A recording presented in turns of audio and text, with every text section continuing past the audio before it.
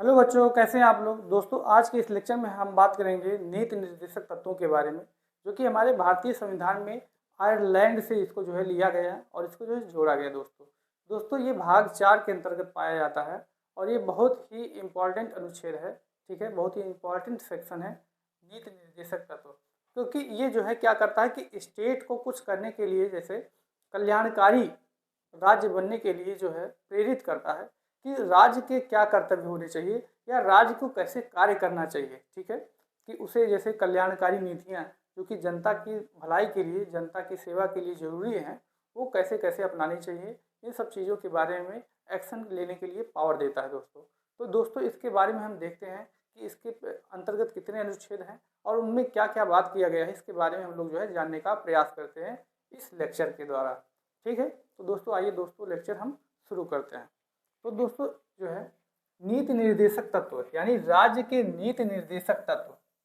नीति निर्देशक मतलब नीतियों के लिए निर्देशक, नीति बनाने के लिए कौन चीज़ जरूरी है उसको निर्देश देने के लिए कि उसके क्या डायरेक्टिव्स हैं, हम नीति कैसे बनाएंगे, किन किन लोगों को ध्यान में रख के बनाएंगे। ठीक है, कि हमारी नीतियों को बनाने के लिए दिशा कैसी होगी हमारी। ठीक है, तो राज्य को इन सभी चीज़ों के बारे में जो जानकारी देता है वो हमारा ये संविधान के अंतर्गत ये जो पॉइंट्स, ये जो अनुच्छेद जोड़े गए हैं, ये चीज़ देते हैं। और इसको कहाँ से लिया गया है, इसको आयरलैंड के संविधान से इसको ग्रहण किया गया दोस्तों। तो दोस्तों देखते हैं कि भारतीय संविधान के भाग 4 में जो है नीति निर्देशक तत्व यानी डीपीएसपी की बात की गई है, directive principle of state policy, जो कि अनुच्छेद 36 से लेकर 51 के बीच में रखा गया है और इसे आयरलैंड के संविधान से लिया गया। दोस्तों कहाँ से लिया गया, आयरलैंड के संविधान से। तो ये इस पूरे लाइन में आपको 3 पॉइंट्स का ध्यान रखना है कि टोटल डीपीएसपी जो है भाग 4 में पाई जाती है और अनुच्छेद कहाँ से कहाँ तक पाया जाता है, 36 से लेकर 51 तक पाया जाता है, ये डीपीएसपी है और इसको जो है आयरलैंड के संविधान से लिया गया है। दोस्तों जब संविधान बना तो ये मूल संविधान का भाग था, लेकिन जो मौलिक कर्तव्य था वो रूस के संविधान से लिया गया था। दोस्तों इस चीज़ को आपको ध्यान में रखना है। इसके बाद इसके मुख्य उद्देश्य क्या है, उद्देश्य के बारे में जानना जरूरी है कि हम जो चीज़ पढ़ रहे हैं, जो भी चीज़ें संविधान में रखी जा रही हैं, उसका कुछ ना कुछ उद्देश्य है, कुछ ना कुछ एम है। तो उसके बारे में हम लोग जान लेते हैं कि लोक कल्याणकारी राज्य की स्थापना करना, इसका उद्देश्य क्या है कि सिर्फ स्टेट ना बने हमारा, जो है लोक कल्याणकारी स्टेट बने, हमारा जो सरकार बने वो लोक कल्याणकारी बने, जो गरीब से गरीब तबका है उसको भी ऊपर उठाने की बात हो, ठीक, समानता की बात हो। तो इस प्रकार से लोक कल्याणकारी राज्य बनने की बात करता है। ठीक है, यानी इसका उद्देश्य क्या है कि जो भारत सरकार को क्या करना है कि लोक कल्याणकारी राज्य बनाना है। ठीक है, सेकंड पॉइंट है दोस्तों कि राज्य में सामाजिक और आर्थिक लोकतंत्र की स्थापना करना है। सामाजिक आर्थिक लोकतंत्र, इसका मतलब ये है कि लोग सामाजिक रूप से और आर्थिक रूप से क्या हो, समान हो और जो है वो स्वतंत्र होने चाहिए। ठीक है, लोकतंत्र होना चाहिए, आर्थिक लोकतंत्र होना चाहिए। इसके बाद दोस्तों राज्य के नीति निर्देशक तत्वों में जो है ये संविधान सभा के जो है सलाहकार डॉक्टर जो BN राव थे, BN राव जी का कहना था कि संविधान में 2 तरह के मौलिक अधिकार होने चाहिए। एक ऐसा मौलिक अधिकार हो जिसे हम भारत के नागरिकों को संविधान लागू होने के तुरंत बाद दे सकें और दूसरा ऐसा मौलिक अधिकार हो जो कुछ समय बाद दिया जा सके जब भारत के पास पर्याप्त संसाधन हो जाए। तो BN राव ऐसे व्यक्ति थे हमारे भारतीय संविधान निर्माताओं के अंतर्गत, जो हमारे भारतीय संविधान निर्माता थे, कई लोग थे, कई सदस्य थे, उसमें एक सदस्य हमारे BN राव जी थे। उनका ये मानना था कि हमारे भारतीय संविधान में 2 तरीके के मौलिक अधिकार होने चाहिए।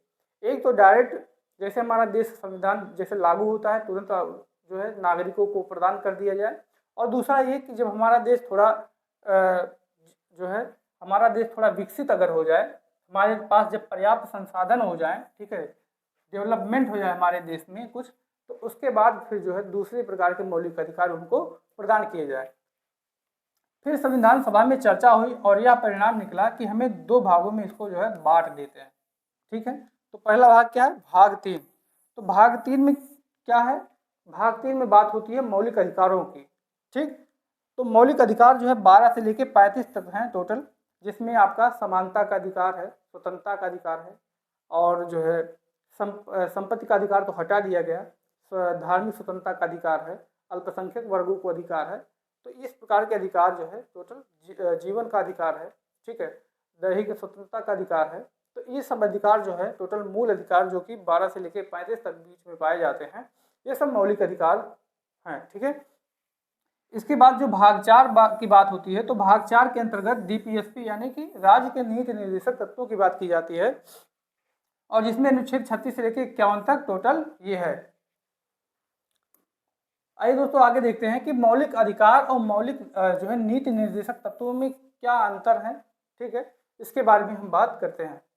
तो यहाँ पे देखा गया है कि मौलिक अधिकार जो है ये यूएसए यानी कि संयुक्त राज्य अमेरिका के संविधान से लिया गया है दोस्तों, और इसे कहाँ से लिया गया है, इसे आयरलैंड के संविधान से लिया गया है। किसको? नीति निर्देशक तत्वों को।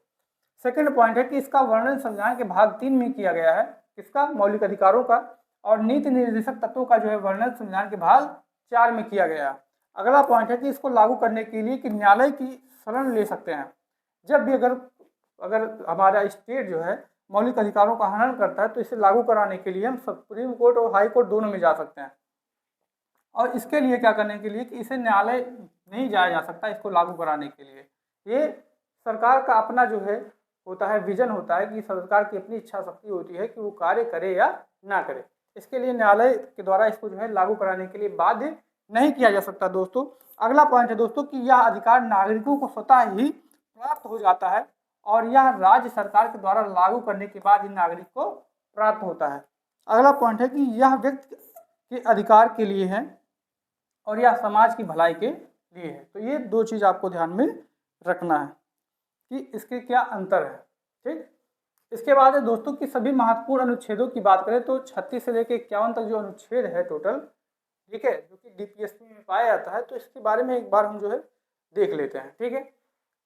आपका अनुच्छेद 36 जो है वो किसके बारे में बात करता है? वो राज्य की परिभाषा के बारे में बात करता है कि राज्य किसे बोलते हैं, स्टेट क्या होता है, इसके बारे में बात करता है।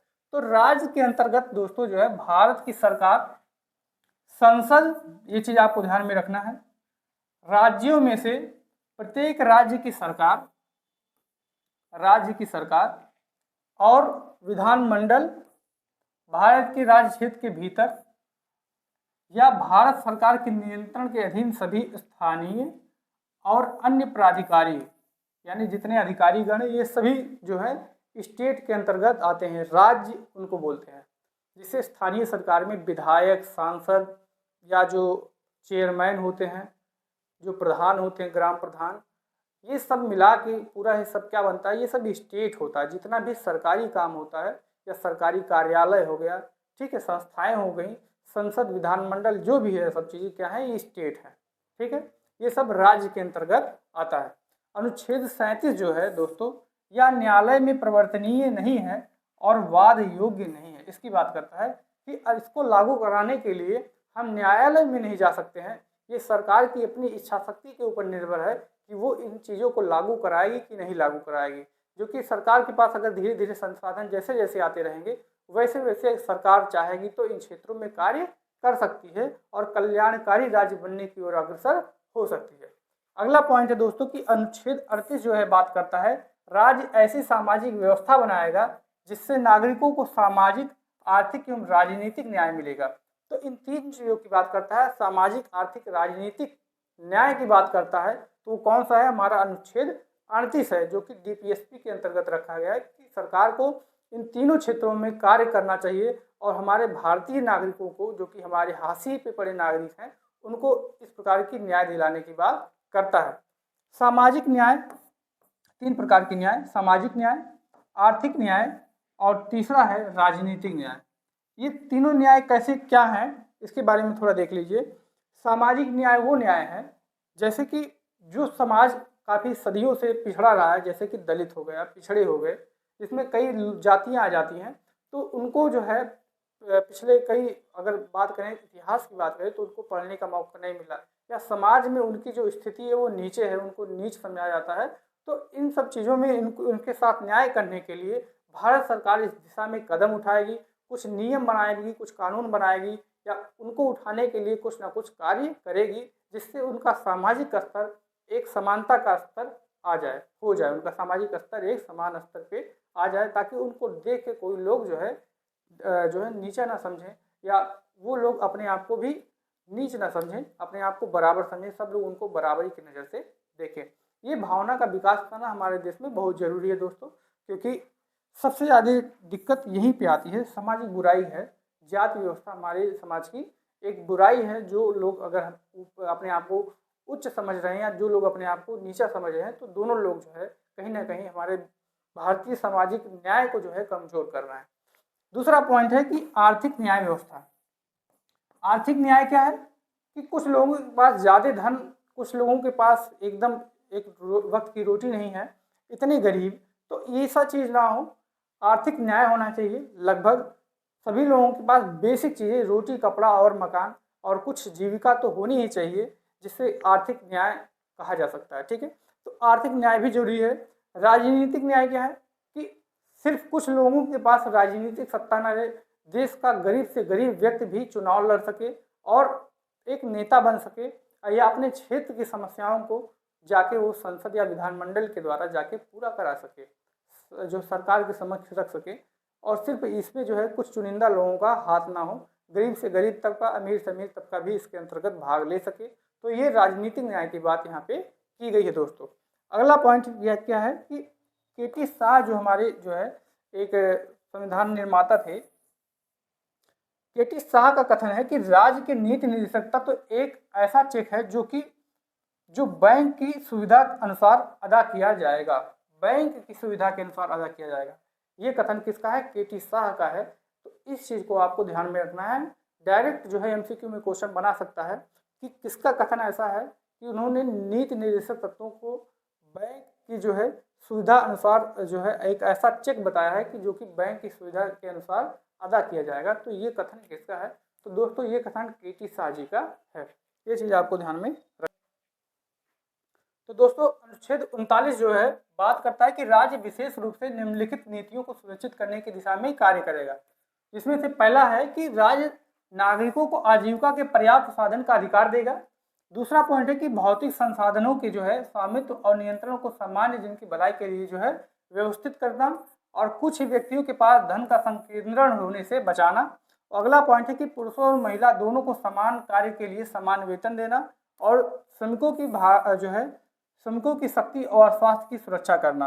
तो ये जो है आपको ध्यान में रखना है। टोटल इतने पॉइंट्स हैं अनुच्छेद 39 के अंतर्गत। अनुच्छेद 39A के अंतर्गत देखा गया है कि समान न्याय और निःशुल्क विधिक सहायता की बात की गई है। इसको जो है 42वें संविधान संशोधन के द्वारा जोड़ा गया था, इसको आपको ध्यान में रखना है। अनुच्छेद 40 जो है ये ग्राम पंचायतों के गठन की बात करता है। तो ग्राम पंचायतों के लिए इस चीज़ को आपको ध्यान में रखना है, ये स्टार पॉइंट है, ये भी स्टार पॉइंट है, आप ध्यान में रखेंगे। निःशुल्क विधिक सहायता पूछता रहता है कि अनुच्छेद कौन सा है, तो अनुच्छेद 39 है दोस्तों। ग्राम पंचायतों के गठन की बात किया जाएगा तो ग्राम पंचायतों ग्रामीण क्षेत्र में पंचायती राज व्यवस्था जो कि 73वें संविधान संशोधन के द्वारा 1993 में इसको जो है जोड़ा गया था, और शहरी क्षेत्र के लिए जो है नगर पालिका जो कि 74वें संविधान संशोधन के द्वारा इसको ऐड किया गया था दोस्तों। इसके बाद हम जो है बात करते हैं अनुच्छेद 41। तो अनुच्छेद 41 जो है कुछ दशाओं में काम, शिक्षा व सरकारी सहायता पाने के अधिकारियों की बात करता है, जैसे कि वृद्धा पेंशन, विधवा पेंशन और विकलांगता पेंशन। यानी कुछ क्षेत्रों में सरकार जो है कार्य करेगी और सरकारी सहायता जरूर देगी। ठीक है, इसके बाद जो है दोस्तों अनुच्छेद 42। अनुच्छेद 42 जो है न्याय संगत व मानवोचित दशाओं में प्रसूति सहायता का उपलब्ध करना, जैसे कि गर्भवती महिलाओं द्वारा कठोर शारीरिक परिश्रम ना करवाना, प्रसूति सहायता यानी मैटरनिटी लीव देना उनको। ठीक है, तो जो है न्याय संगत और मानवोचित दशाओं का जो है प्रसूति सहायता का उपबंध करना, यानी कि जो मानव के लिए, जैसे व्यक्ति मानव के नाते मानव के लिए जो है कुछ कर्तव्य होते हैं, उन चीज़ों को ध्यान में रख के उसी हिसाब से जो है कार्य करना, हमारी सरकारी नीतियों में उसी प्रकार से बदलाव करना, ताकि जैसे कोई गर्भवती अगर महिला है तो उसी प्रकार से उसको क्या किया जाए, कुछ दिन का लीव दे दिया जाए, या उसके बारे में उसको प्रसूति कुछ सहायता दिया जाए, कुछ राशि उपलब्ध कराई जाए, जिससे उसको जो है कुछ हेल्प मिल सके। तो इन सब चीज़ों के बारे में बात करता है कि राज्य को सिर्फ और सिर्फ जो है सिर्फ ऐसे कार्य नहीं करने चाहिए जो कि सिर्फ मशीनरी हो, राज्य को एक कल्याणकारी राज्य बनने के लिए उसको संवेदनशील भी होना पड़ेगा, इस बारे में बात करता है। अनुच्छेद 43 जो है दोस्तों वो निर्वाह योग्य मजदूरी और कुटीर उद्योगों की स्थापना की बात करता है कि राज्य इस क्षेत्र में कार्य जरूर करना चाहिए उसको, ठीक है। उसके बाद अनुच्छेद 43 है दोस्तों कि उद्योगों के प्रबंधन में श्रमिकों की भागीदारी जो है सुनिश्चित करने के लिए राज्य कदम उठाएगा। यानी अगर कोई भी उद्योग में कोई जो है श्रमिक अगर कार्यरत है तो उद्योग जो होगा या इंडस्ट्री अपने फेवर में सभी निर्णय नहीं ले सकती है, उसमें श्रमिकों की भी भागीदारी होगी, क्योंकि श्रमिक भी उसमें जो है स्टेक होल्डर हैं, वो वहाँ पे काम कर रहे हैं, तो उनकी भी जिम्मेदारी बनती है कि उनका अगर कोई भी निर्णय होता है कंपनी को लेके या इंडस्ट्री को लेके, उसमें श्रमिक भी भागीदारी अपनी निभाएं, ठीक है, और अपनी बात रख सकें। उसके बाद है दोस्तों अनुच्छेद जो है 43B, ये सहकारी समितियों के जो है उसको बढ़ावा देने की बात करता है कि सहकारी समितियों को जो जोड़ा गया वो अनुच्छेद 43B के तहत जोड़ा गया। इस चीज़ को आपको ध्यान में जरूर रखना चाहिए। इसके बाद है कि अनुच्छेद 44 मोस्ट इम्पॉर्टेंट, जो कि इस वक्त जो है काफ़ी चर्चा में रहा है न्यूज़ में, जो कि बात करता है कि नागरिकों के लिए समान सिविल संहिता, यानी कि ये जो है यूनिफॉर्म सिविल कोड की बात करता है, यूसीसी की बात करता है, जो कि हाल में कुछ राज्यों में इसके लिए जो है कानून बनाए गए हैं, जैसे कि उत्तराखंड हो गया, उत्तर प्रदेश में इस पर काम चल रहा है, मध्य प्रदेश में चल रहा है, गुजरात में चल रहा है। तो ऐसे स्टेट है जहाँ पर समान नागरिक संहिता की बात की जा रही है। तो अनुच्छेद इसके लिए जो है ये दिया गया है, अनुच्छेद जो है 44 है दोस्तों। अनुच्छेद 45 में देखा गया है कि अनुच्छेद 45 बच्चों को 6 वर्ष की आयु पूरी करने तक प्रारंभिक बाल्यावस्था देखभाल और शिक्षा प्रदान करना, ये किसका कर्तव्य है? ये राज्य का कर्तव्य है। इस चीज को आपको ध्यान में रखना। 86वां संविधान संशोधन जो कि 2002 के तहत है ये, तो 2002 के तहत क्या किया गया? इस संशोधन अधिनियम के द्वारा देश में 6 से 14 वर्ष तक के बच्चों को ये अनिवार्य एवं निःशुल्क शिक्षा को मौलिक अधिकार के रूप में मान्यता देने संबंधी प्रावधान किया गया है और इसे अनुच्छेद 21A के अंतर्गत संविधान में जोड़ा गया।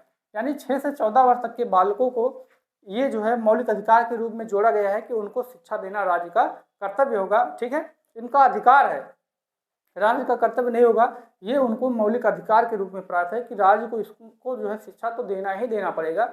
ये जोड़ा गया है आपके 86 कॉन्स्टिट्यूशनल अमेंडमेंट 2002 के द्वारा। और 0 से 6 क्या है? ये हेल्थ और शिक्षा की बात करता है और 6 से 14 किसकी बात करता है? एजुकेशन। ये आपका मौलिक अधिकार है। और ये क्या है? ये DPSP है। ठीक है, ये DPSP है। तो इस चीज को आपको ध्यान में रखना। अनुच्छेद 46 दोस्तों क्या है? राज्य समाज के कमजोर वर्गों विशेषकर अनुसूचित जातियों, अनुसूचित जनजातियों और अन्य कमजोर वर्गों के शैक्षिक और आर्थिक हितों को बढ़ावा देने की जो है बात करेगा। जो इसमें उनको जो है अनुसूचित जाति SC ST और OBC के लिए जो है उनके उत्थान की बात कौन करेगा? हमारी सरकारें करेंगी। ठीक है। अनुच्छेद 47 दोस्तों क्या है कि लोगों के जीवन में सुधार, पोषाहार को बढ़ावा और शराब पर प्रतिबंध और नशीली दवाओं पर प्रतिबंध इस पर सरकार लगाएगी ताकि सामाजिक व्यवस्था जो है वो बिखरने न पाए। समाज में जुआ और ये सब जो है शराबबंदी, ये सब जो है नशीली दवाओं का प्रयोग जो है ना हो, जिससे कि समाज स्थिर होकर आगे बढ़ सके। इसके बाद दोस्तों क्या है कि अनुच्छेद 48 जो है दोस्तों वो बात करता है कि राज्य कृषि और पशुपालन को वैज्ञानिक तरीके से बढ़ावा देगा, क्योंकि हमारे भारतीय अर्थव्यवस्था की जो है रीढ़ अगर अभी भी कही जाती है तो वो कृषि कही जाती है। एग्रीकल्चर हमारे देश में एक महत्वपूर्ण GDP का जो है ये स्रोत है। ठीक है, और ये जो है इसमें अभी सबसे ज़्यादा एम्प्लॉयमेंट अगर जो देता है सेक्टर तो एग्रीकल्चर सेक्टर ही है, जिसमें अधिक से अधिक लोग अपनी आजीविका जो है चला रहे हैं। ठीक है, इसके बाद अनुच्छेद 48 से दोस्तों ये पर्यावरण का संरक्षण और वन्य जीवों की रक्षा की बात करता है, जो कि 42वें संविधान संशोधन के द्वारा 42nd कॉन्स्टिट्यूशनल अमेंडमेंट के द्वारा इसको जो है जोड़ा गया था दोस्तों। ठीक है, 1976 में इसके बारे में बात करता है कि ये पर्यावरण की रक्षा और वन्य जीवों की रक्षा की बात करता है। ठीक है, अनुच्छेद 48A। अनुच्छेद 49 है दोस्तों राष्ट्रीय महत्व के स्मारकों, स्थानों और वस्तुओं का संरक्षण, ये राज्य को करना ही चाहिए। ठीक है, इसके बाद अनुच्छेद 50 दोस्तों है वो कार्यपालिका और न्यायपालिका को अलग करना, इसके बारे में बात करता है। ठीक है, कि कार्यपालिका और न्यायपालिका एक दूसरे से अलग है। ये अनुच्छेद को उसकी बात है। ये अनुच्छेद आपका 50 है, इसको ध्यान में रखना। ये हमेशा पूछता रहता है एग्जाम्स में कि वो कौन सा अनुच्छेद है जिसके द्वारा कार्यपालिका को न्यायपालिका से पृथक किया गया है। तो अनुच्छेद आपका कौन सा है? 50 है दोस्तों। ये चीज़ आपको ध्यान में रखना है। अनुच्छेद 51 है, ये अंतर्राष्ट्रीय शांति और सुरक्षा की अभिवृद्धि हेतु राज्य के प्रयास की बात करता है दोस्तों। एक बार फिर से देखेंगे सारे अनुच्छेदों को, एक बार जो है शॉर्ट में यहाँ पर लिखा गया है। क्विक रिवीजन की अगर बात करें तो सारे अनुच्छेद अगर मोटा माटी देखें तो क्या बात करते हैं, एक बार फिर से हम इसको देख लेते हैं। तो अनुच्छेद 36 दोस्तों क्या है? राज्य की परिभाषा के बारे में बात करता है। अनुच्छेद 37 जो है न्यायालय नहीं जा सकते, इसके बारे में बात करता है कि इसको लागू करवाने के लिए, डीपीएसपी को लागू करवाने के लिए आप न्यायालय नहीं जा सकते हैं। इसके बाद अनुच्छेद जो 38 जो है बात करता है कि सामाजिक, आर्थिक और राजनीतिक न्याय की बात करता है। और जो है 39 जो है राज्य कुछ नीतियों पर कार्य करेगा, जैसे कि पुरुष और महिलाओं को जो है समान कार्य के लिए समान वेतन और नागरिकों की आजीविका के लिए पर्याप्त साधन की बात करता है। अनुच्छेद 39 से ये निःशुल्क विधिक सहायता की बात करता है कि जैसे महिलाओं को या जो है काफ़ी जो गरीब तबका है उसको जो है निःशुल्क विधिक सहायता दी जाएगी। जैसे न्यायालय में उसको पेश होने के लिए जो है ज़्यादा पैसों की जरूरत या जो है वकील करना पड़ता है, तो वो वकील नहीं कर पाता क्योंकि उसके पास पैसों की कमी होती है। या कोई भी महिला जो है जो गरीब है वो, या कोई भी महिला जो है वो अगर वकील नहीं कर सकती है तो उसको निःशुल्क विधिक सहायता जरूर दी जाएगी। उसको सरकारी वकील उपलब्ध कराया जाएगा और न्यायालय में उसका केस वो सरकारी वकील लड़ेगा। उसके बाद अनुच्छेद 40 जो है वो पंचायतों के गठन की बात करता है। अनुच्छेद 41 की बात करें तो उस दशा में सरकारी सहायता पाने का, जैसे कि वृद्धा पेंशन, विकलांग पेंशन, जो कि 60 साल ये तो जो स्टार्ट किया गया है कि जो 60 वर्ष से ऊपर का कोई व्यक्ति है तो उसको वृद्धावस्था पेंशन प्रदान किया जाता है राज्य की सरकार के द्वारा। ठीक है। और जो है यहाँ पर आप देखेंगे कि अनुच्छेद जो 42 है वो न्याय संगत और मानवोचित सहायता की बात करता है। ठीक है। तो मानवोचित दशाओं में क्या किया जाता है, जैसे विकलांगों के लिए कुछ जो है सहायता सरकार के द्वारा जारी करना, या जैसे मैटरनिटी लीव महिलाओं के लिए जो है गर्भवती महिलाओं के लिए बात करता है कि उनको कुछ लीव दिया जाए। तो ये सब मानवोचित सहायता के अंतर्गत आ जाता है। अनुच्छेद 43 की बात की जाए दोस्तों तो अनुच्छेद 43 जो है वो निर्वाह योग्य मजदूरी की बात करता है। अनुच्छेद 43 से ये उद्योगों के प्रबंधन में श्रमिकों की भागीदारी। अनुच्छेद 43 भी ये सरकारी सहायता की बात करता है दोस्तों। 44 क्या है, समान नागरिक संहिता यूसीसी की बात करता है। इसके बाद अनुच्छेद 45 से 6 वर्ष तक की आयु के बच्चों की देखभाल और उनकी शिक्षा से संबंधित है, जो कि इसके लिए व्यवस्था कौन सा करेगा, राज्य सरकार करेगा हमारा। इसके बाद अनुच्छेद 46 कमजोर वर्गों के हितों का संरक्षण की बात है, जिसमें कि ST, और OBC आ जाते हैं। इसके बाद 47 है पोषाहार को बढ़ावा देना और शराब पर प्रतिबंध की बात करता है। अनुच्छेद 48 कृषि एवं पशुपालन की बात करता है। अनुच्छेद 48 से पर्यावरण वन्य जीव संरक्षण की बात करता है। अनुच्छेद 49 जो है दोस्तों वो राष्ट्रीय स्मारकों के संरक्षण की बात करता है, जबकि 50 जो है कार्यपालिका और न्यायपालिका को अलग करने से संबंधित है। ठीक, कार्यपालिका और न्यायपालिका एक दूसरे से अलग होंगे और इसकी बात क्या करता है, अनुच्छेद 50 करता है हमारा। उसके बाद अनुच्छेद 51 दोस्तों अंतर्राष्ट्रीय शांति एवं सुरक्षा के बारे में बात करता है दोस्तों। तो इन सब चीज़ों को इतना आपको ध्यान में रखना है दोस्तों। तो डीपीएसपी के अंतर्गत अनुच्छेद 36 से लेके 51 तक जो टोटल अनुच्छेद थे जो कि विभिन्न चीज़ों से संबंधित है, विभिन्न नीतियों से संबंधित है कि राज्य को अगर नीति बनानी है तो इन सभी लोगों को या इन सभी चीज़ों को या इन सभी बातों को ध्यान में रखना चाहिए और अपनी नीति का निर्माण करना चाहिए, ताकि किसी भी एक समाज या किसी भी एक ऐसे जो है SC ST OBC या जैसे महिला वर्ग हो गया, तो उन सब चीज़ों को ध्यान में रख के अपनी नीतियाँ जो है बनानी चाहिए और जो है इस प्रकार से आपको जो है एक जो है कल्याणकारी राज्य बनने का प्रयास करना चाहिए। तो दोस्तों अगर ये लेक्चर आपको अगर पसंद आया तो इसको लाइक करिए और अपने दोस्तों के साथ इसको ज़्यादा से ज़्यादा शेयर करिए, और अगर वीडियो पसंद आया है तो चैनल को जरूर सब्सक्राइब करिए दोस्तों। वीडियो देखने के लिए आप लोगों का बहुत बहुत धन्यवाद।